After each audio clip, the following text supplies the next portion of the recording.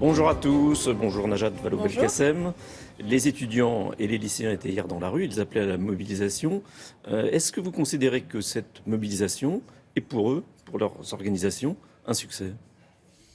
C'est une mobilisation sérieuse qu'il faut écouter. Et le gouvernement est complètement dans le dialogue depuis le début de la semaine et il va continuer à l'être. Donc il faut que chacun de ceux qui ont participé à cette mobilisation et qui ont un certain nombre d'inquiétudes à faire valoir, mais aussi des aspirations, je parle notamment de la jeunesse, puisse être entendu. Est-ce que c'est un avertissement pour le gouvernement? C'est une participation au débat.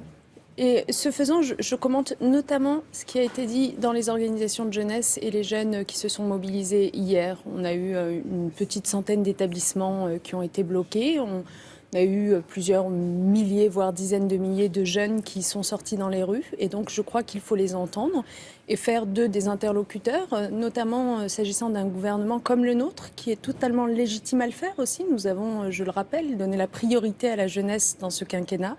Eh bien, il faut entendre ce qu'ils ont à nous dire et les rassurer aussi, rassurer les inquiétudes qu'ils ont émises.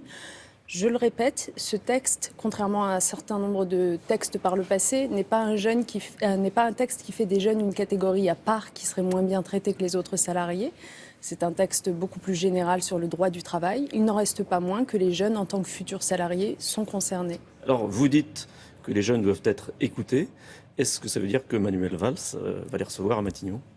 Oui, le Premier ministre va recevoir les organisations de jeunesse assez rapidement d'ailleurs pour pouvoir continuer le dialogue avec elles dans les prochains jours parce que c'est important que ces organisations Avant la réunion de lundi participer. avec les autres syndicats? Écoutez, c'est le Premier ministre qui fera son agenda, mais en tout cas, il y a en effet de la part du gouvernement une volonté d'être à l'écoute, de répondre encore une fois aux inquiétudes des jeunes, de leur démontrer aussi en quoi est-ce que les mesures qui sont d'ores et déjà dans ce texte, mais qui peuvent être améliorées, sont de nature à sortir les jeunes de l'ornière, car c'est quand même juste l'objectif de ce texte. On est dans un marché du travail qui dysfonctionne parce qu'il laisse une large majorité de la population, et notamment les plus jeunes, en dehors du marché du travail et en dehors des contrats les plus sécurisés. Donc l'objectif de ce texte, c'est de faire notamment du CDI la norme et de faire en sorte que les jeunes y accèdent plus facilement. Donc il s'agit à la fois d'expliquer cela à ceux qui en doutent encore, mais aussi de prendre leurs remarques, leurs ajouts pour améliorer le texte qui continue à être travaillé. Je rappelle que nous discutons en ce moment même d'un texte qui n'est pas encore arbitré, qui sera présenté au Conseil des ministres Justement, le 24 est-ce qu'il n'a pas mars. été présenté trop tôt? Est-ce que la négociation n'a pas été trop tardive? Ça, vous savez, ce sont les aléas des fuites dans la presse de textes qui ne sont pas encore ficelés, puisque c'est ainsi que les choses se sont passées. Le texte qui a été dévoilé dans la presse l'a été à un moment où les arbitrages n'étaient pas rendus. Emmanuel Valls a reculé l'examen au Conseil des ministres de 2 semaines. Est-ce qu'il Oui. n'aurait pas mieux valu prendre ces 2 semaines avant? Mais précisément, la décision du gouvernement de prendre 15 jours de plus en dit long sur sa capacité d'écoute, de dialogue et de respect aussi des différentes inquiétudes qui ont été émises par les partenaires sociaux.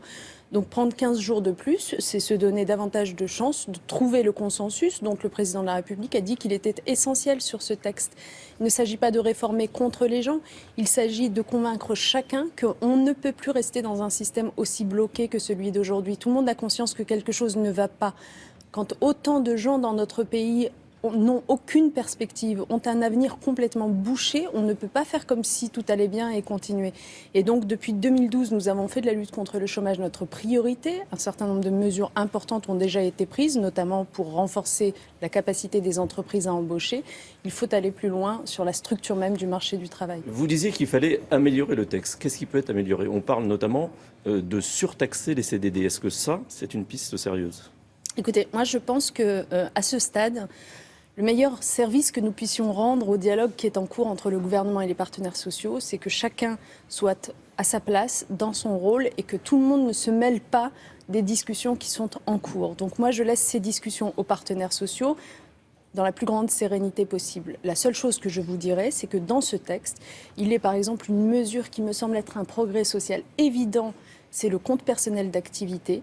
Ce compte personnel d'activité qui va permettre à chaque salarié, à chaque travailleur de capitaliser ses droits et de les sécuriser, même quand il change de statut ou d'entreprise, quand il devient chômeur, quand il se met en formation. C'est un progrès considérable. Et bien, ce compte personnel d'activité, notamment du point de vue des jeunes, on pourrait espérer l'améliorer encore pour faire en sorte que les jeunes y trouvent encore leur compte au moment de l'entrée dans la vie active. Comment faire en sorte que ceux, par exemple, qui sont le moins diplômés puissent partir avec des crédits d'avance de droit à la formation pour se préparer mieux au marché du travail. Il y a un certain nombre de sujets de sécurisation et de protection dans ce CPA qui méritent encore d'être travaillés. Et Nicolas Sarkozy disait hier que les jeunes étaient instrumentalisés. Est-ce que vous avez aussi ce sentiment ? Moi, je trouve ça toujours très intéressant quand Nicolas Sarkozy prend la parole parce que ça permet à tout le monde d'y voir plus clair. Et notamment à ceux d'ailleurs qui étaient dans la rue hier, je leur dis, voilà, vous avez désormais une vision très claire des alternatives possibles à ce que fait ce gouvernement. Votre texte. Mais Nicolas Sarkozy, dans son interview dans un grand journal, évoque la suppression de 300 000 fonctionnaires. Par exemple, ça fait partie de ses projets.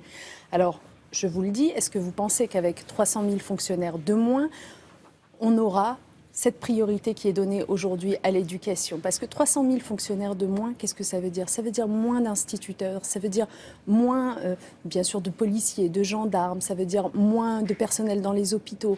Donc l'alternative, pour tous ceux qui se demandent si la politique conduite actuellement par ce gouvernement est la bonne, eh bien c'est celle que propose Nicolas Sarkozy, c'est de rogner sur nos services publics, c'est de cesser d'investir dans la jeunesse, puisqu'on parlait de la jeunesse tout à l'heure.